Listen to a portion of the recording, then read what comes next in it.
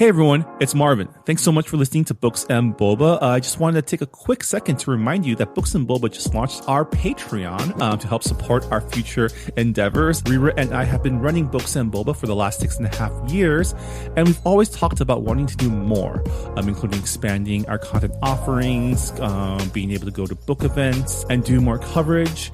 And so to help us get closer to those ambitions, we started a Patreon to help us grow and to better support books by Asian and Asian American authors. We are offering 2 tiers for our Patreon. The first is our regular Boba member coming in at $3 a month, which will give you access to our brand new Books and Boba Discord server, so you can engage with your fellow Books and Boba Club members and also Rira and myself in real time. This is where we'll be aiming to move the bulk of our book club discussions, but rest assured we'll still have a presence on Goodreads as well.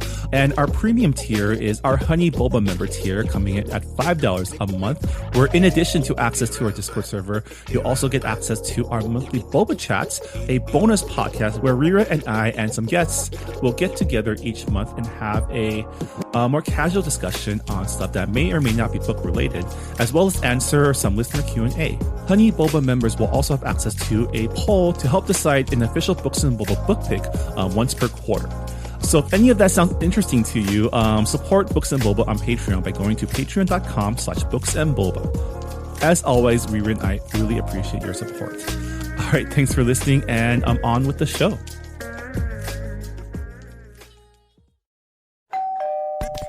You're listening to Whoa!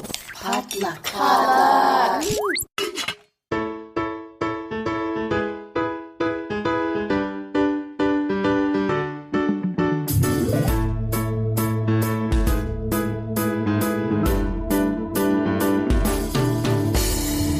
And you are listening to Books and Boba, a book club and podcast featuring books by Asian and Asian American authors. My name is Marvin Yue. And I'm Rira Yu. And we are here today to discuss our February 2023 book club pick, The Charmed List by Julie Abe, a YA romantic comedy about magically aware teens and their road trip across California. But before we get to that, Rira, how have you been? It's been... I know people might not listen to us right away, but it's been a very wet couple of days, and I've had not a few amount of friends who have experienced leaking roofs. So, Rira, how are you weathering this California winter storm? It's been so cold in my apartment. Insulation does not exist in Southern California. So I've been blasting my heater and hoping that it would last for a good number of hours before having to turn it off and then turn it back on again. It's been so cold outside to a point where I saw hail and I was like, multiple times. What is happening? Yeah. In SoCal, it's February. It should already be in the high 60s. And I know we have a wet season, but it's a little bit too late for there to be rain usually. So I was just like, what is happening? I did not move here for this. Yeah, I mean, I'm glad you're not taking the usual East Coaster stance of calling everyone here wusses, because, our infrastructure is not really built for this. And it's way more extreme than we were expecting, because there's actually we actually had snowfall off the mountain. There's actually snowfall that's stuck, which is not something that usually happens out here. Hail is probably as extreme as it gets. We had some hail down. I live a little bit more south in LA County than you do, so we didn't get as much hail, but still, it was quite the week. But I'm glad that you were able to weather the storm. I saw TikToks where people were showing how flooded the freeways were, and I was like, oh my God, how are people getting home? How are people going to work? It was a lot. And I know there were a lot of accidents as well, because as a lot of transplants know in LA, LA drivers don't know how to drive in the rain and harsh road conditions. So I was just like, this is asking for a death wish. I mean, to be fair, most people don't know how to drive in the rain, even outside of LA. That's not true. That's not true. I'm going to pull my East Coast card here. That's not true. I'll say this. When I was living in DC, those drivers are way worse than LA drivers. I feel like with LA drivers, it's either two things. Like one, they're driving way too fast because they're not used to the road being slippery and they end up hydroplaning or like not really paying attention to how their car is slipping to the other lane. And then the other way is like they're driving way too slow. And I'm like, what are you doing? I mean, part of that is just our roads aren't built for handling water. So water pools, and that's not how you're supposed to build roads to deal with water. And what I found, honestly, is having grown up in LA, I learned how to drive defensively a lot because there are a lot of shitty drivers out there. And I found that most of those shitty drivers are also transplants. Like, they did not grow up out here. That's really interesting. But, you know, LA is full of transplants. So, yeah, it's kind of hard to tell, like, who. Yeah, that is to say, bad driver is not a monolith. LA driver is also not a monolith. There are many reasons and backgrounds and histories that we need to take into account. And that all comes together to create the hot mess that is the traffic situation in Los Angeles, especially during the rain. Segueing from bad drivers to our delightful road trip rom-com. Road trip? Yeah, we're here to talk about The Charmed List by Julie Abe. It is a magical themed YA rom-com that was, a lot of fun because, and we'll get to this later, but Books and Boba, we make a cameo in this book, which is pretty awesome. Yeah. But before we get to The Charmed List, just your standard spoiler warning. We will be talking about all the plot points in the books, including any spoilers or plot twists, which there really aren't that many in this book. It's just a lot of really fun scenes. But if you haven't read the book and that's something that's important to you, go read the book and then come back and listen to our discussion. We'll be here whenever you are ready. But with that, let's get started with our discussion. Rira, can you start us off with the book jacket description for The Charmed List? Yeah, sure. Ellie Kobata has spent most of high school on the sidelines, keeping her art Instagram private and shying away from the world. She can't even tell her only friend Leah who she really is. Ellie's part of a secret magical community, and no one outside of it can know it exists. The only person Ellie could ever fully relate to was Jack Yasuda, her childhood friend who mysteriously started to snub her a few years ago. But before her senior year, Ellie is ready to take some risks and have a life-changing summer, starting with her anti-wallflower list, 13 items she's going to check off one by one. With this list, she hopes to finally come out of her shell, even though she can't share her full self with the world. But when number 4 on Ellie's list, Revenge on Jack Yasuda, goes horribly wrong, she's certain her summer is cursed. Instead of spending it with Leah, Ellie finds herself stuck in a car with Jack, driving to a magical convention. But as Ellie and Jack travel to the coast of California, number 13 on her list, Fall in Love, may be happening without her realizing it. Yeah, so this is what is there like a name for this theme or this trope, which is like high school attempted glow up? I don't know if it's a glow up. Glow up really sounds superficial when it comes, because it's like about looks, right? I feel like everyone in like, it usually doesn't happen in the middle of high school. Sometimes it happens like at the end of middle school, right when you're going to high school, or when you have graduated high school and you're about to go to college. People kind of want to make a new identity for themselves. So that is something that I feel like a lot of people can relate to. Yeah, I mean, there is a lot of, I guess, societal pressure to have a quote unquote ideal high school experience, right? Like certain things you need to do while you're still young that we've been taught through things like pop culture and media. And at the same time, there are lots of different ways to also experience that, right? I mean, listen, I was part of a friend group where after prom, we went to our friend's house and just watched Aladdin in their home theater. So that is kind of the friend group I was in. Yeah, like I do remember in senior year, we did have a list of our own. We're like, we need to do these things before we graduate because it's the quintessential things you were supposed to do in high school. Like none of us had been to a football game because our football team was really bad. And we're like, what is the point? Our marching band is the reason why people even show up. So I was like, okay, we'll go to homecoming, I guess. And yeah, it was just like we did stuff like that, and we did it begrudgingly, only because we wanted to tick off our before graduation list. Yeah, see, I went to every single high school football game, but only because I was in that marching band. So I had to. And, you know, we did it because we wanted a PE credit. My school offered PE credit for marching band.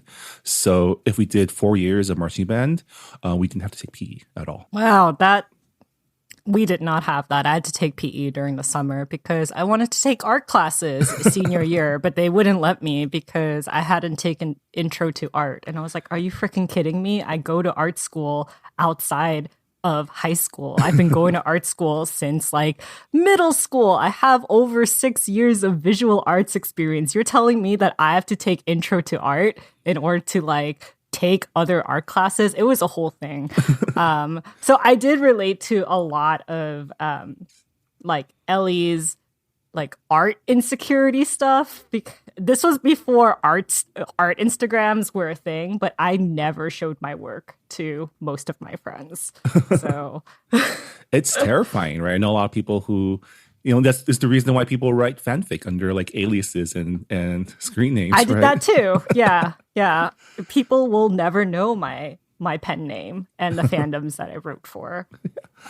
Even like my closest friends didn't even know that I was like very active in fandom culture, like being part of K-pop forums and being the administrator for them and writing fanfic and actually being like kind of famous, not to brag, but it what was if like you were your friend's favorite fanfic author and they just never knew it? I hope they never read it because it's really embarrassing. But yeah, I just felt like back then, sharing your art with anyone is really terrifying. And I can't imagine just like the state of sharing your art these days because strangers from all over the world are looking at it and judging it. Not to say that like fanfic writing was also, you know, people from all corners of the world didn't like judge you, but yeah. I feel like putting yourself out there on Instagram is a lot scarier. Yeah, I mean, these days there's also robots crawling and trying to steal your work to create AI art. We're not going there. We're not going there. That's okay. That's like one thing that I realized while I was reading this book. I am way too cynical. This book is like very fluffy and optimistic, and there's like an innocence to it that I'm like, I don't have that innocence. I wonder if I ever did.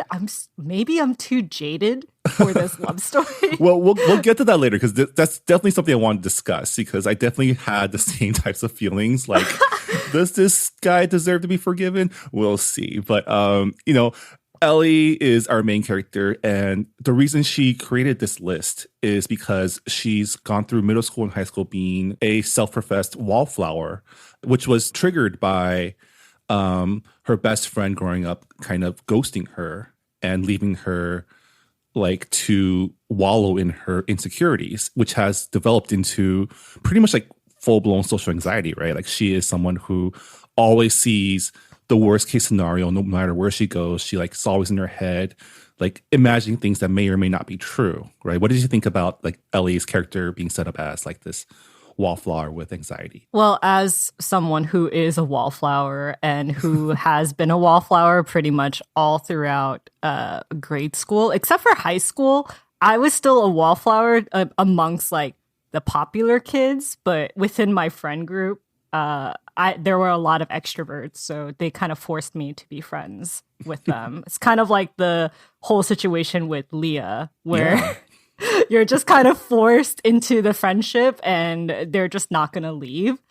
But yeah, a lot of the social anxieties that she had, like I definitely related to it. And I felt really bad because as like an older person, Like I'm looking at it from, hindsight, being like, why are you so afraid of, you know, like how you're going to look to other people and like these jerks in high school who are pretending that you're invisible? Like they don't matter. Why do you want to matter to them? But like with a lot of her wallflower anxieties, I definitely saw like a younger self. Like I was like, oh, maybe if I was a teenager, I read this, I would have like been more receptive to the fluffy romance and like just that feeling of wanting to belong. I also had that experience of, having friends in middle school and then you go to high school and they pretend that they're too cool for you. That's okay because they were jerks. And also, it was just like I went to church a lot. So a lot of the kids that I was friends with at church, we went to the same high school. And then in high school, they would pretend that we weren't friends. So or it was just like, we're not going to interact with each other because it's just it's like two worlds colliding, and it was kind of like an unsaid rule. I don't want to say, like, I would probably say it didn't affect me that much, whereas like with Ellie, she actually grew up with Jack. They were childhood friends, so there's more of like a deep bond there. Yeah, it's like having that sense of like, Rira, you and I are older. I'm a bit older than you. And, when we look back on times like in high school and college and we think about the people we used to hang out with that we might not hang out with anymore, people that we used to know that we don't know anymore. Like there is that like sense of like ennui kind of that like, oh, remember those old days. And to have that sort of experience so young also when like, literally, it's like someone you know for half your life suddenly is not part of it anymore. I can see there being that sense of loss. Like I had, it's not a similar situation, but when I was in 7th grade, I was involved in a car accident. So I had to be like homeschooled for like a year. Oh my God, Martin. And so when I went back to school, I literally was in an entirely like different social circle. Like I was originally like in the honors track and now I was like in like the regular track. And so a lot of friends that I had, like I didn't see for maybe like 2-3 years before like I was able to like test back in. So there's definitely that sense of like alienation too. Like, you're in the same place as the people that you knew, but because you're not interacting with them every day in every class, there is also the sense of separation. And, in Ellie's case, her best friend growing up, someone who like she trusted, all of a sudden totally like ghosts her and pretends she doesn't exist. That is some psychic damage right there, man. That is pretty bad.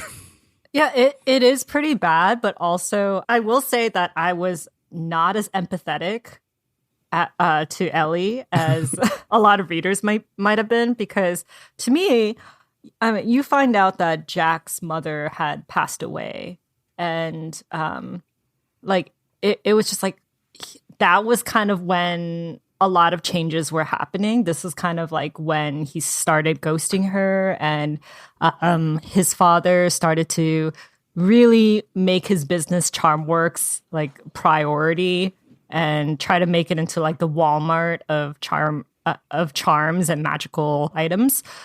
And I was like, I wish Ellie had shown him a little bit more grace, because you know that your friend is going through a hard time with like a parent's death, and I was just like, maybe like Jack was a jerk, but also like I feel like she could have been more understanding. I don't know. Like, I mean, that was kind of my.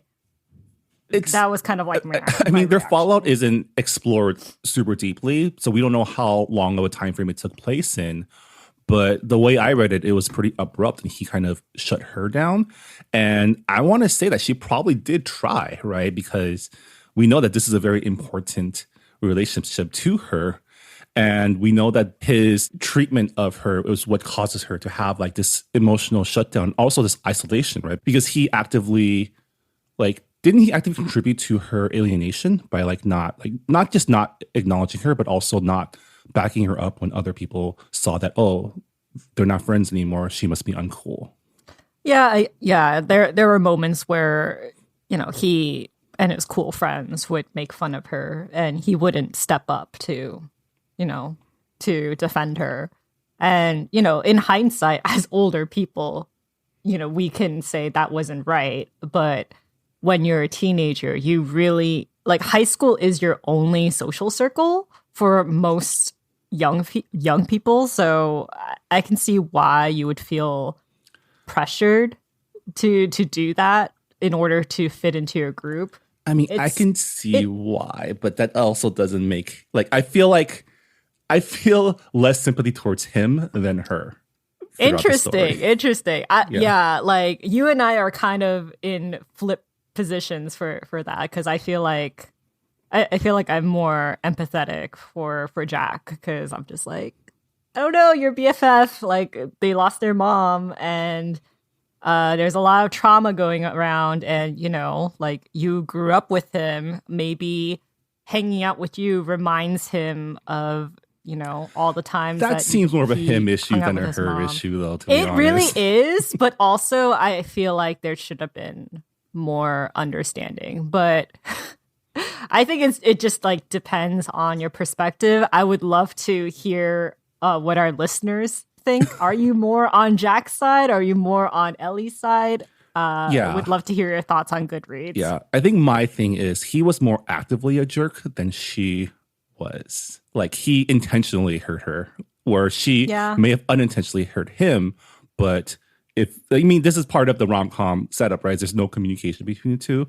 They both assume things of the other that may or may not be true, but no one actually talks to each other, right? Which is what creates the tension for the story. You brought up Charmworks, which is Jack's father's store. What did you think about the magical system set up in this book? I really liked it. The last book that we read, Babel, was also like magical realism, a lot of practical magic. So it's kind of similar in that way, where like a lot of the magic here, it's not, it's not based on science, but it's like not, there's a system to it, I guess. It's very practical. Yeah, I love that it's not like big magic. They're not like casting fireballs or like tearing holes into the fabric of like reality. But magic is used for things like, oh, let's give someone a little bit more courage today. Let's give someone the feeling of more confidence. Let's fix this crack on this phone. Like, if I had a magic fixer powder that can fix cracks on my phone, man, I would save so much on like phone covers, right? Yeah. It did remind me a lot of Eva Evergreen, which was Julie Abe's debut book. I love the idea that magic is always in the air. There's like this dust and they have to collect it by using vials, and they can only see the dust through rose-tinted glasses. And that reminded me of like the Golden Compass, because you have magical dust there. Yeah. I really like the idea of magic being infused in food. And wow, the food descriptions in this book, so good. Lots of really good, specifically Asian American favorites like matcha tea and boba and pastries, red bean pancakes, and yeah. And I like the fact that magic in Julie's world here is not something that you're born with, right? It's not like a bloodline thing. It's more just awareness of it. And, there's all this world building that goes into like what it takes to be magic aware. You have to be licensed. There's all this bureaucracy that I love. Like, there's something really fun to read about magic bureaucracy, right? Like the institutions behind governing a magical world, right? And like half the fun of this book is exploring that like hidden world of magic in plain sight, because I also love that this takes place in the real world, right? LA's community is the magic community of Palo Alto, and it's centered around like a strip mall in like the city where all the magical aware people have stores. Yeah, and it kind of reminded me of the Asian American community, also like the Japanese American community, because there's a lot of local businesses here in Los Angeles, and they've been around for a long time. And it's like a very close knit community. So it reminded me a lot about that, considering that both Jack and Ellie are of Japanese descent. So the fact that they're in this strip mall and all of the local businesses there are like very tight knitted, it was very charming. Yeah. And, within this tight-knit community, there are also rivalries, as there is. And Julie's hitting a lot of like really fun tropes here, because not only do you have like best friends to enemies, but they're also children of rival business owners, because Ellie's parents own a, what was it? It's a tea shop, right? It's a tea shop. Yeah. With pastries. Yeah. Yeah. And then, like we mentioned, Jack's dad owns a stationery store. And they have conflicting views about how magic should be used. Ellie's parents like to use charms to help people get through the day. And then Jack's dad prefers magic that feels like ambition and fortune. Right? It's kind of, I don't know if you've been to like Meiji Shrine, where like you get different charms. Like there's charms for studying well, there's charms for like wellness, and then there's charms like for money and for like career success, right? Like there's like different people want different things in their superstitions. Yeah, I mean, one of my favorite scenes in the book is when they arrive at a magical village, and it's hidden from people who are not magically aware. So it's kind of like a tourist spot for magically aware people. And I love the fact that all of the businesses there, they have like their own little magic trick to their products. And I really like the Enchanted Forest, which is the name of the apothecary and the pharmacy there, and just like all of the different types of products that they had in order to heal, like immediately heal allergic reactions. I was like, oh my God, that sounds amazing. That would be great. Yeah. It's not big magic, but I'm like, that's very useful, practical magic. I did relate to the scene where Ellie wakes up, or Ellie finds that she has broken out in hives randomly. And because I have also experienced that, I think I am allergic to a certain type of shellfish, or specifically like what happens to shellfish when they're approaching their expiration date or past their expiration date, because I've only gotten major hives after eating seafood at like shady Asian places. Oh my gosh. Yeah, I have I'm allergic to peppermint, and when it's infused with chocolate, it's really bad for my skin. So when I was younger, the first time I had mint chocolate ice cream, the next day I woke up with hives from scalp to toe. Like I couldn't go to school for a couple of days because it was that bad. So I was like, oh my God, this cream sounds amazing. I would have loved to have had it back then. I know, right? Magic sounds so convenient. Why can't we have that in real life? Also, I would have loved to have the planners that Jack's family sells. Like, they sound pretty useful. And like a lot of the food magic too. Like we mentioned, how they give you joy and confidence. They infuse a bit of magic for that. I'm like, I would have liked that for days when I had like a test. Like, I would have loved to have like a calming. A calming cupcake of some sort. Also, those planners and notebooks at those Japanese stationery stores, they're pretty awesome. Every time I go to one, I like end up with 2 or 3. Yeah, same thing with, washi tapes and pens. Can't resist them.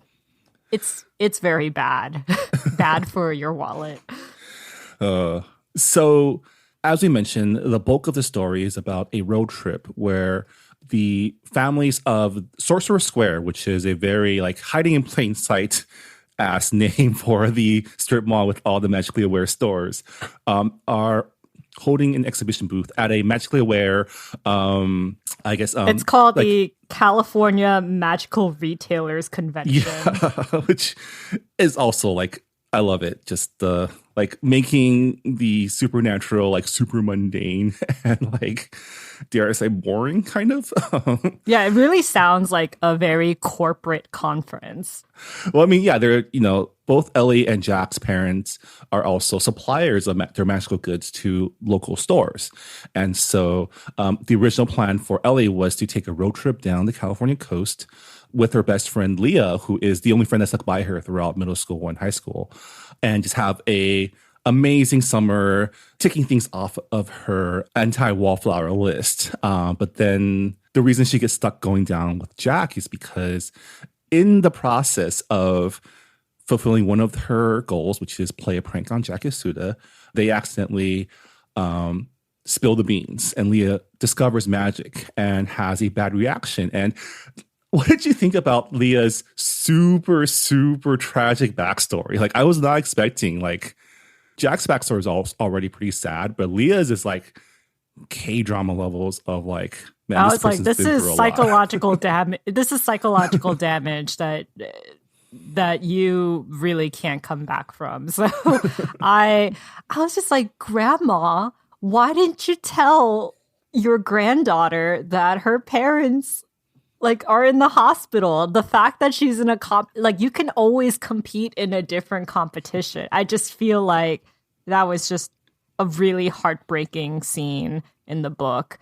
And the fact that the grandmother was so heartless and say, oh, you're supposed to win first place. Why did you win second place? Oh, I didn't tell you because, then you wouldn't have competed. Then you would have left to go see your parents one last time.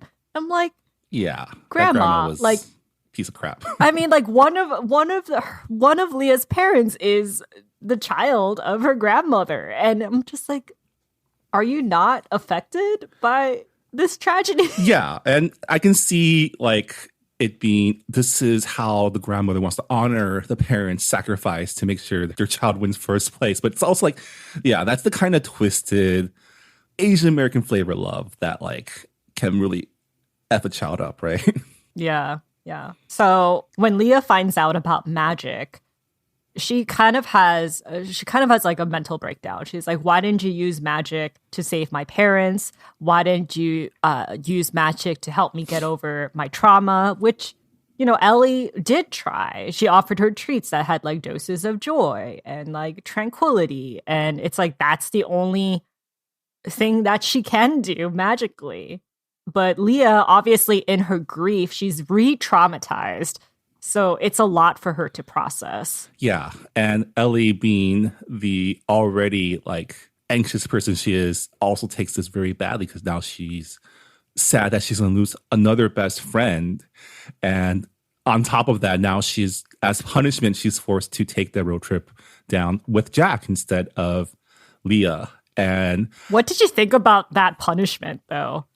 I mean, to me, I was like, why is Mr. Yasuda agreeing to his son going on a road trip with Ellie alone too? So I was just like, that's a little bit strange. The punishment kind of doesn't really feel like a punishment other than the fact that it's a punishment only if you consider the fact that they hate each other or quote unquote hate each other right now, and so they'll have a terrible time. But that doesn't seem like a parental punishment. That seems like the type of punishment like your friends would give you. Your friends would give you. Right? I mean, like what happens is that Leah has to sign a form, like an NDA, being like, yo, you need to take some classes to learn about our magical community and not leak it to like what you can and can't do, right? Because they've had people. issues where non-magical aware people who become aware of magic uses magic for like nefarious means, like election tampering and like fraud, right? So it's a concern with the community to make sure that only people who are licensed and under like the purview of the magical community's laws can be magically aware. Because, in a different, more, I guess, dark version of the story, Leah could try to do a Full Metal Alchemist, right? Try to bring her parents back using dark magic. Oh, she definitely would if there was a way. But yeah, like after Leah is unable to go on this road trip. I was just like, why are the parents replacing Leah with Jack? Because their reason is you guys need time to reflect on your actions. And you guys are in big trouble. You guys may be kicked out of the magically aware community because you guys showed magic in front of the general public. So this is a very big no-no. And I'm like, I feel like the gravity of the situation and the punishment, it's not on the same level. I mean, you got to balance the need to punish your children and the need for child labor to ferry your shit down to Huntington Beach, right? I was like, 100% they made their children go down because they're like, it's cheaper to use our children than to hire like a U-Haul and, people to do it for us. But yeah. Yeah. But thus begins the road trip from hell to Huntington Beach, which I love. Huntington Beach is the beach that my friends and I would go for bonfires in college and high school.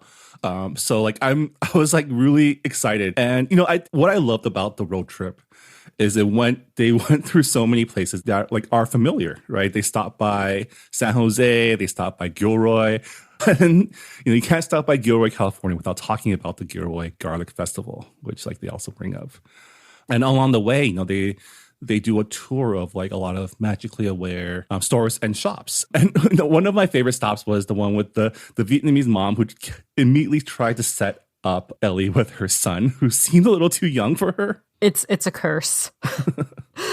I feel like I've been set up quite a bit from like other moms being like, hey, are you single? Well, like, let me tell you about my son. And I'm like, I've never met your son. I don't know why you think we would be a good match. But yeah. Along the way, I thought it was really clever of Ellie and Jack's siblings to like plant to like the trap make bentos? to like make their bentos scream until like Ellie and Jack were able to have a proper conversation. And I'm like, good job. Yeah. Younger siblings. I mean, because they both have had to deal with both of their older siblings being mopey for years and years. And you can tell that they know that the thing that they need to do is talk to each other. And it was a little frustrating that even though they did agree to talk to each other, they did find some loophole to not actually say what needed to be said.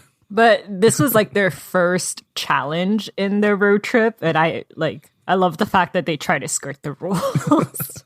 Yeah. The other highlight of the road trip is their stopover at San Luis Obispo, where Ellie finds her way into a tea shop bookstore named Books and Boba, which shout outs thanks to Julie for the cameo appearance. While she was in there, I was like, should we open a tea store / bookshop? I don't want to think about how much work that would happen. People who open bookshops, especially during the pandemic, I know there were a couple of bookshops that did, and I'm like, that sounds like so much work. Bookshops are definitely not a big profit-making business. So you really have to just open it expecting deficit. But that's why you supplement with the milk tea. I mean, yes, that is a strategy that most bookshops use, but it's still not enough. I'm saying this as someone who used to work at a bookshop.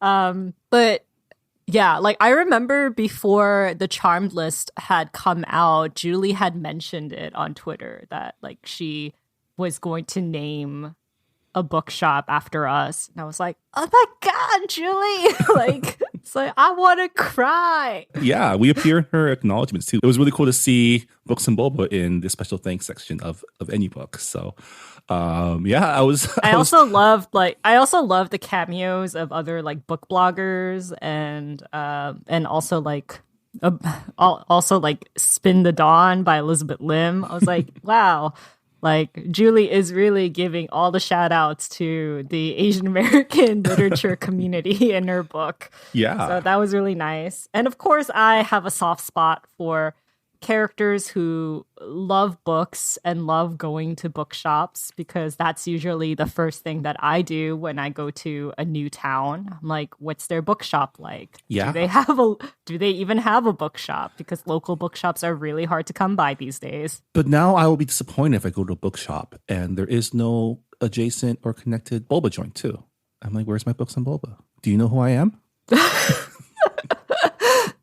No need to get big-headed. But let's talk about Ellie's anti-wallflower list. There's 13 actions on there, and I'm just going to go through them all. The first one, conquer, aka survive the giant dipper at the Santa Cruz Beach Boardwalk. Number 2, pierce my upper ear cartilage and hopefully don't faint. 3, crash a wedding with a +1. 4, revenge on Jack Yasuda, which we talked about earlier. 5, go on a picnic date, which was kind of the whole bento box situation with... Technically, it counts. It technically counts. 6, win a contest, any contest. 7, dance under the stars with someone. 8, make my art Instagram account public. Maybe. 9, have a fake model shoot to use as a senior year book photo. I can't relate. 10, sneak onto the beach for midnight s'mores. 11, the perfect first kiss. 12, a summer boyfriend, or maybe for more than just the summer. 13, fall in love. I feel like the last 3 could be just condensed into one. I mean, but we've all written lists. You know, it's obviously a first draft with the liner notes also included because, you know, there's a lot of hedging on this list too. I thought it was pretty cool. I really enjoyed number 1, her knocking off number 1 off the list, because we didn't talk about the date with the F boy, but I totally related with her, not her fear of roller coasters, but her story of being forced into one too young, because that's exactly what my cousins did to me the first time we went to Six Flags together. Because I'm a pretty tall guy, right? I'm a 6 foot tall Asian dude. I've been tall for my age my entire life, so I was able to go on to like the quote unquote adult coasters, like the loop-de-loop ones, like since I was maybe like 8 or 9. And so my cousins definitely took advantage of that to trick me onto the Viper at Six Flags Magic Mountain. But unlike Ellie, I fell in love with roller coasters. Was not traumatized. You're very lucky. My dad also did the same thing at Six Flags. That seems to be the place where a lot of trauma happens to people who are afraid of heights. I think that was the first time I learned that I was afraid of heights. Because I too was pretty tall for my age. And my dad managed to sneak me on to Goliath, which was like the biggest coaster. And after that, I felt really sick. And my fear of heights and roller coasters came. But because I have very extroverted friends who also love roller coasters, I kind of learned to conquer that. So I related to Ellie and being like, I'm afraid of roller coasters, but this is something that I have to conquer. So good on her for facing her fear. I thought it was a really funny scene where she's like constantly badgering the park employee, being like, "Where's the exit? Is this safe? This is the only safety measure. Like, where are the seatbelts?" But the guy that she went on the roller coaster with, like he turns out to be very red flags everywhere. Yeah. Truly. Yeah. Yeah. And poor Ellie did not see any of those because Ellie does not see red flags or I mean, this is her first time flirting, so I get it. It's true. But he says like, oh my God, like on the roller coaster, he's trying to kiss her. And then he says, "You're so exotic." Yeah. Whoa. Yikes, dude. Whoa.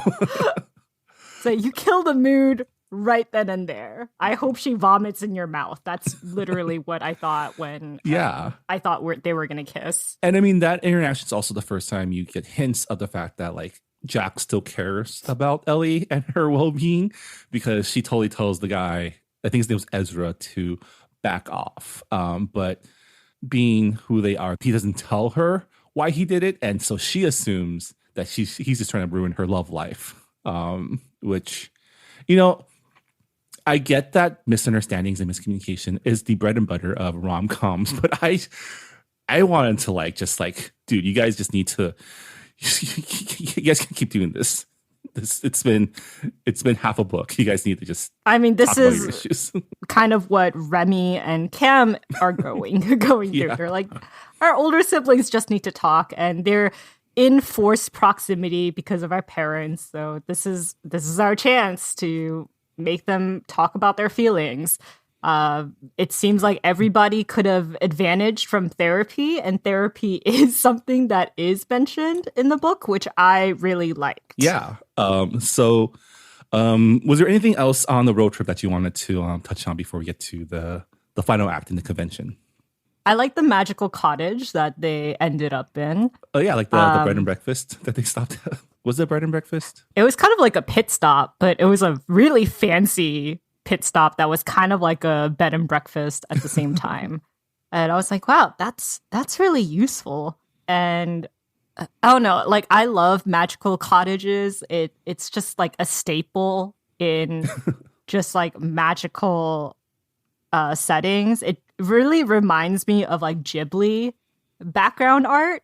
And that's kind of what I was like a rustic, like Kiki's Delivery Service, like Zeniba from Spirited Away, or Zeniba's sister. I don't remember the characters' names perfectly. The good granny.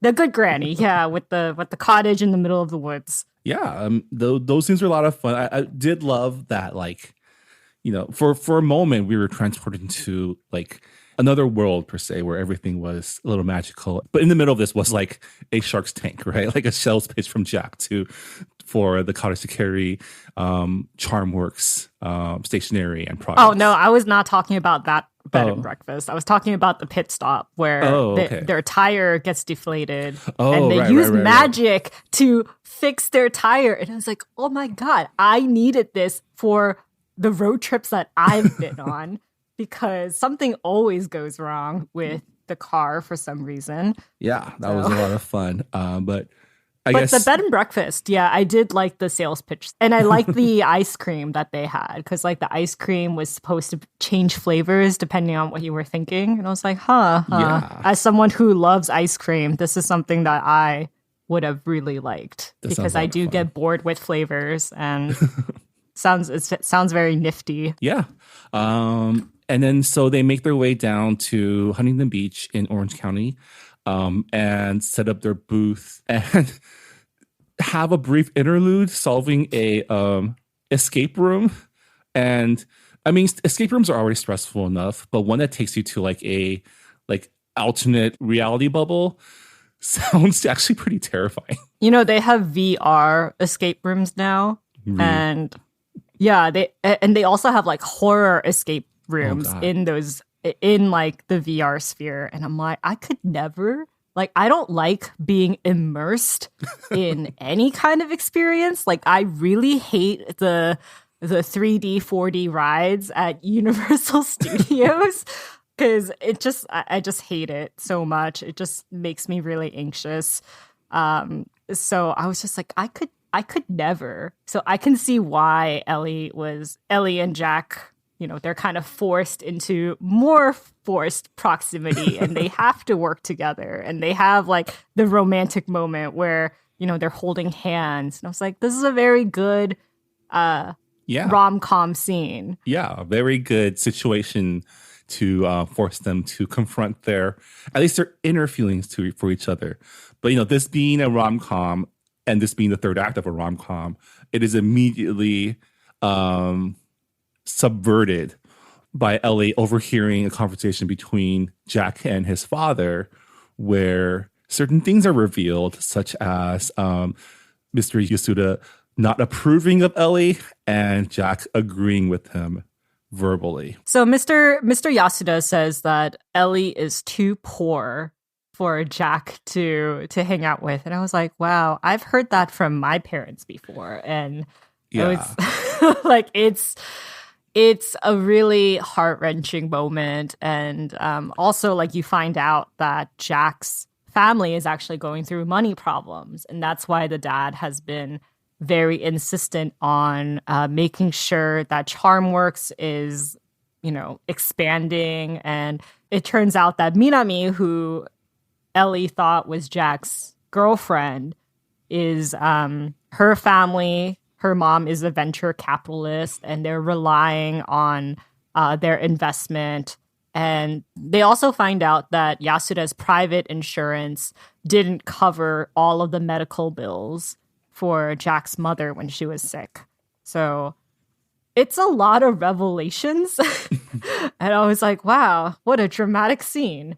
And I can see why Ellie is like, this is a lot to take in. Yeah. And I also love that the younger siblings are like, the hell? Especially like Jack's brother Cam has been left out of the loop of the family's problem, which, makes sense because he's the younger brother and kids should be allowed to not worry about stuff that the adults worry about, even though Jack has, shouldered all of the responsibility. And I think this is where, I get why he would be more closed off in terms of like he needs to help his father out. But this still doesn't justify like him being a jerk to Ellie. And yeah, but we're also going back to the point where I was like, I feel like Ellie should, in hindsight, Ellie should have been more empathetic. But also, how could she have been more understanding if he was going to close himself off? Yeah. There we have this situation. And also Jack is, Jack is busy. He's tutoring. He's taking internships. He's competing in tennis and giving out like tennis lessons to help earn money to pay back debts and also to save money for his younger brother. So I'm like, there's a reason why he really couldn't hang out with her on top of going through emotional trauma of his mother's death. I get that. And if it was just that, I would be more on his side.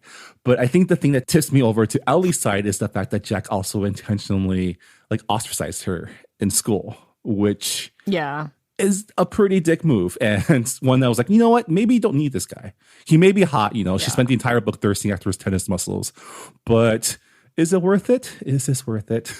I also considered, I wondered if, so it's like obvious towards the end of Act 2 that Jack really felt guilty and he missed Ellie. And to me, I was like, so the hate relationship was only one-sided. Jack didn't have anything to not like about Ellie. Yeah. It's just a lot of guilt, but also why is he sneering at her when, they're interacting at their parents' businesses, when they're at school? There was a little bit of a disconnect there. I was like, I wish, there was a thing that Ellie did that really...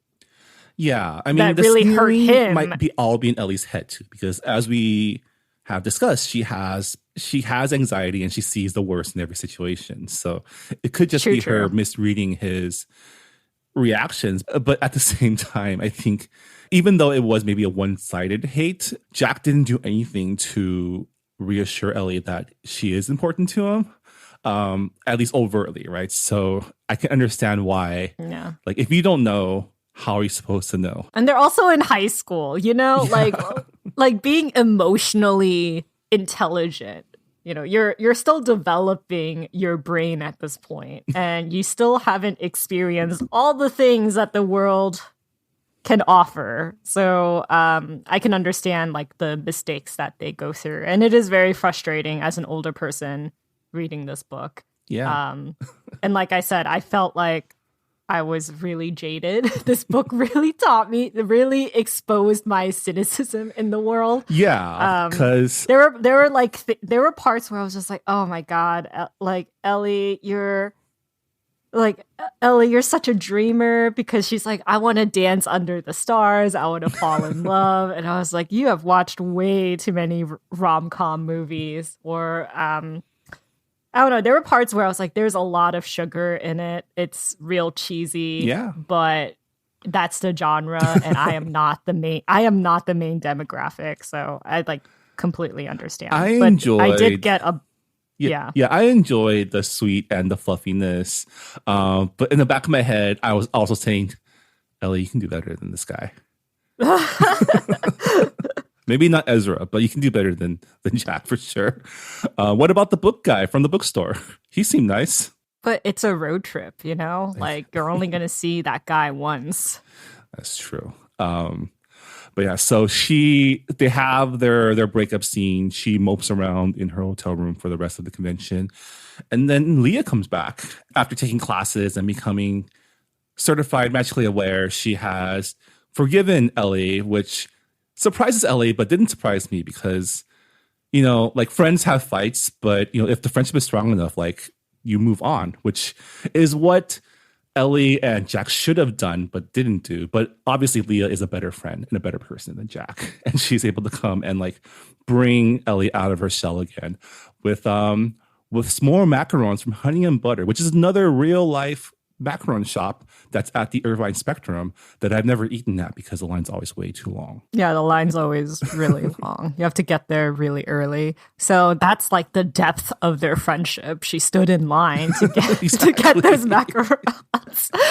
But Leah, the difference between Leah and Jack is Leah is older, and she also has, you know, she took classes. She pretty much took counseling classes, and there were people who were going through the same experience as her. And I feel like with Jack, you know, he didn't go to therapy. He had to shoulder so many responsibilities on his own.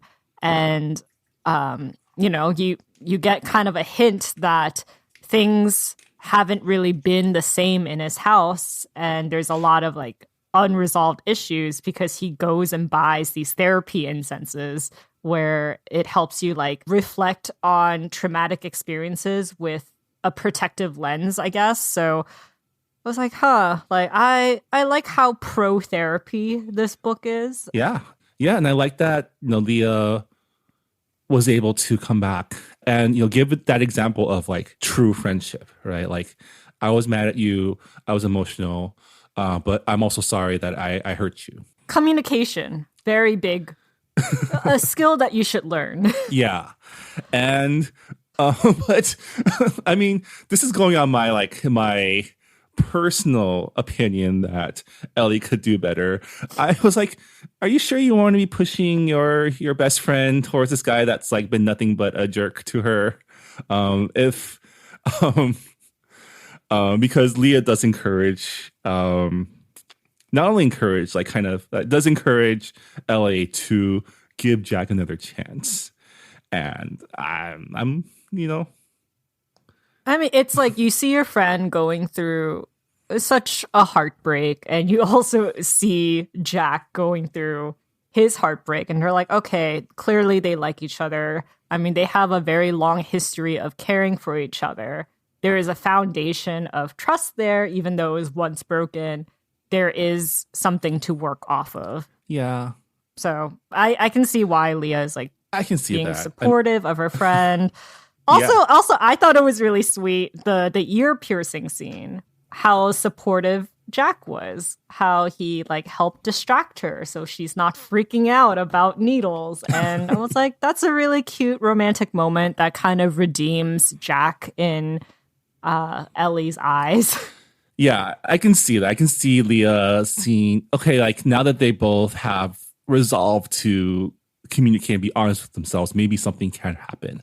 But I can also see that if this still doesn't work out, Leah will have Ellie's back. And I'm happy for that. Of course. It's good to have friends who, you know, will shield you and protect you and have your back when, you know, when you face heartbreak. Yeah. And this is when Julie gives us the confession scene in the rain. Very Notebook. Very K-drama. Yeah. And so they decide to reconcile, they talk things out, they apologize to each other. And, the book ends with them going home with a newer, brighter future. Also, they crash a wedding. Oh, yeah. That's the epilogue. Yeah. And I was like, there's a lot of trespassing on the anti-wallflower list. I know. As someone who's like planning a reception right now, I'm like, I don't know if I would appreciate if Randalls came into my wedding. I mean, sometimes you can't help it. It depends on the location. Like if you're staying at a hotel where there is a wedding, Yeah, it's very easy to crash a wedding in that situation. But yeah, I was just like, she really said, I'm going to be a rebel this summer. Yeah. And I was like, okay, I appreciate it. Do crimes, whatever. I mean, they kind of half crashed it. They got caught right away, which was hilarious too. But yeah, it was a nice, sweet rom-com. Definitely very saccharine, very fluffy. But I had a lot of fun reading it.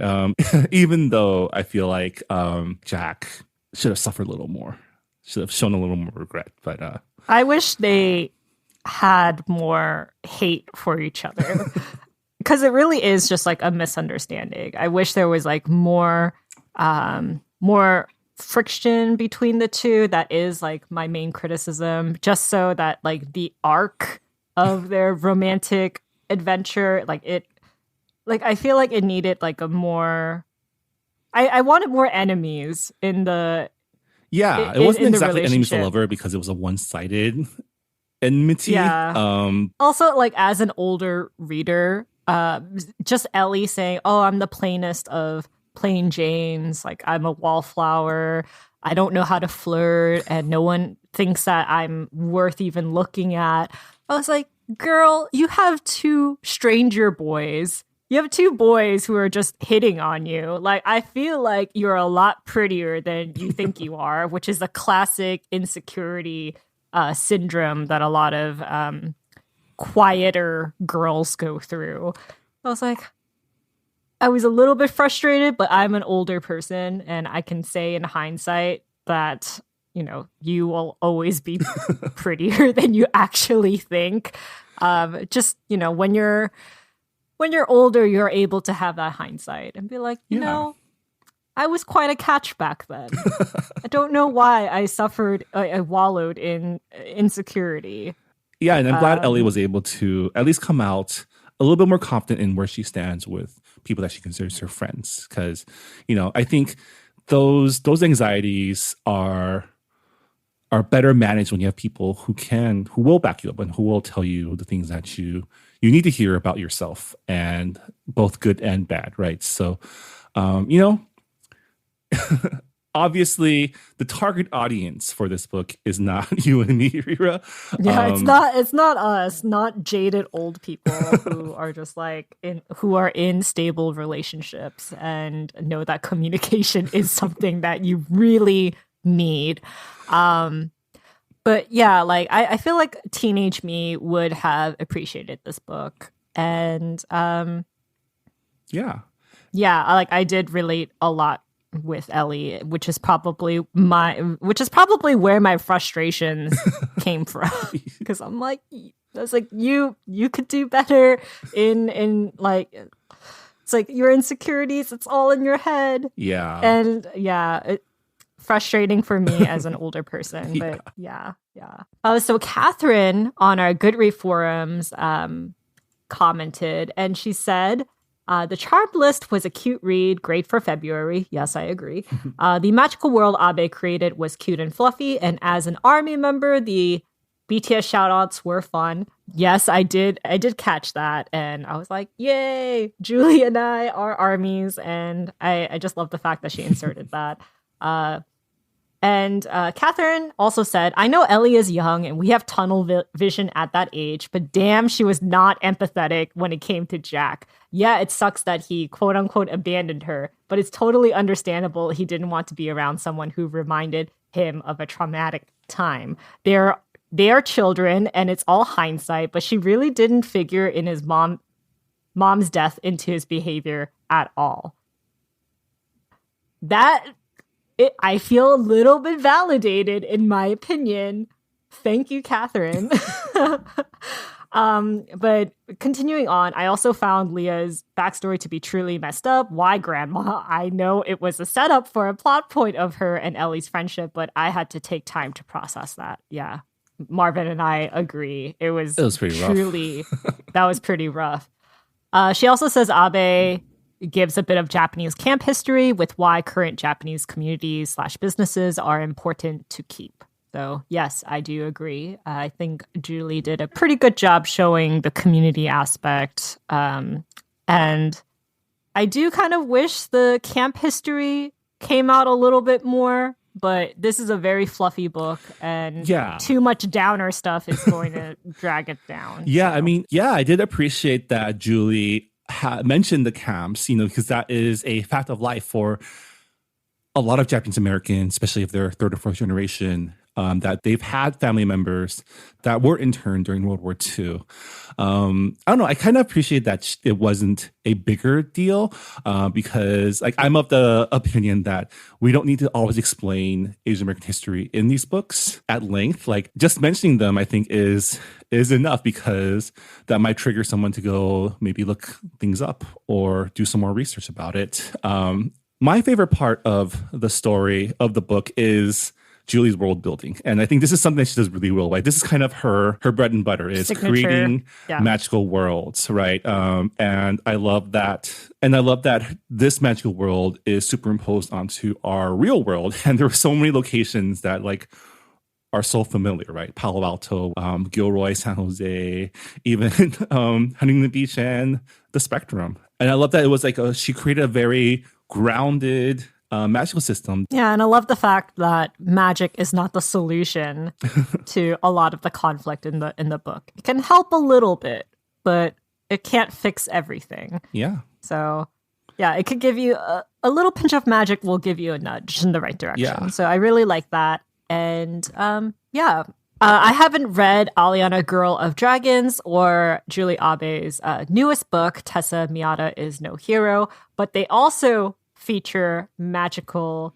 girls. And I love the fact that she is expanding on this genre. Yeah. So if definitely. you liked... so if you liked Eva Evergreen and The Charmed List, I think you would enjoy her other books as well. And she also has a sequel to The Charmed List coming out soon too, called Our Cursed Love, which centers on Remy and Cam, who are Ellie and Jack's siblings. So, the story of magical California continues as well. And, I always appreciate Julie, also because she's one of the few authors that we've interacted with that consistently likes and comments on my Instagram stories. Yeah, it's because you post a lot of food stuff and Julie is a big foodie. That's true. Yeah. I do appreciate Julie it. is also one of the very few authors who listened to our podcast before she became an author. So it's kind of wild that she was a listener before she got published. And I'm really grateful that Julie, she was an if you're early listening supporter. to this episode, hi. Thanks. God, I hope it wasn't too awkward, but we do appreciate you and your writing. But I guess with that'll do it for our discussion of The Charmed List by Julie Abe. Thank you so much for listening to us. As always, if you have some additional feedback you want to talk about either the book or our discussion of it, please let us know on our Goodreads forums. And we always do love to hear from our listeners. And your feedback is appreciated. And speaking of feedback, we don't do this enough, but also... if you do enjoy our show, please give us a rating review on Spotify or Apple or wherever you listen to podcasts that offers ratings. It really does help us out. And we've seen our listenership grow over the last few months. And a lot of that is due to, you guys sharing our podcast with your friends and your followers. So definitely appreciate any support you guys can give us as well. But with that, Rira, what is our book club pick for March 2023? We are reading Front Desk by Kelly Yang, and this will be our first middle grade book for our book club. Marvin and I have read middle grade novels and interviewed middle grade authors, but we've never picked a middle grade novel as an official book club pick. And we thought it was a very appropriate pick because the whole book banning situation in America it's getting pretty dire and pretty bleak, and Front Desk is probably one of the It's like a flashpoint, prime, right? Yeah, it really is it's really a point of reference in the book banning debate. So, Front Desk is about a Chinese American girl who helps her parents out at a motel that they manage, and they hide undocumented immigrants at their motel, and the book is supposed to teach readers empathy and show experiences of characters who are from marginalized backgrounds, who come from undocumented background. And yeah, you can see why it's like the number one book that conservative parents and educators would want off their list.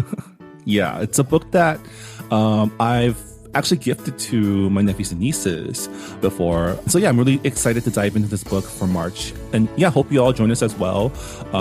As always, again, if you've already read the book and have thoughts you want to share with us, please let us know on Goodreads. As you've heard, we do like to present feedback from our listeners on the podcast when we discuss the books as well. So that'll do it for this episode of Books and Boba.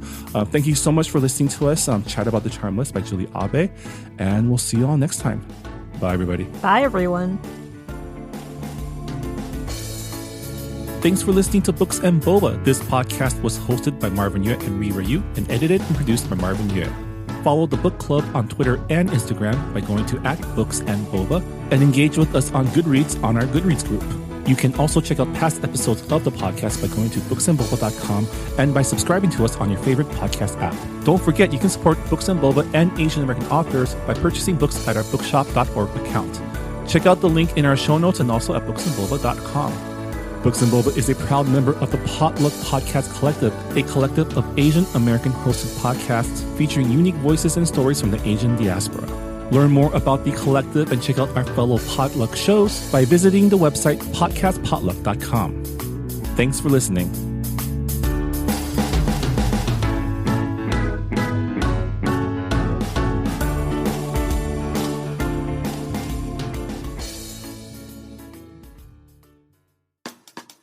Hey Ryan, what's black and white and red all over? I don't know, Ramen. Two nuns having a chainsaw fight? Dude, inappropriate. Come on, man. This is supposed to be a podcast promo for our secret underground podcast, Quarantine Comics. Oh, yes. Quarantine Comics, the weekly comic book club where I, ace reporter Ryan Joe, And I, mild-mannered Ramen Sentinel, team up to discuss some of comics' greatest works. or just some really cool comics that we've been wanting to read. From Alan Moore to Uzumaki, From Arrakis to Zendaya, from Adrian Tomine to Jean Lun Yang. you might not have heard of half the stuff that we're reading. Or the other half is just pop culture superhero stuff. They could just read the books with us, Ryan. Yes, they could do that, but you could also just send us money. No, Ryan, that's not how passion podcast projects work. Why in the hell are we even doing this? I'm sure we'll be back by next week's episode. So, tune in each week to Quarantine Comics. That's QTDcomics.com. Set phasers to fun.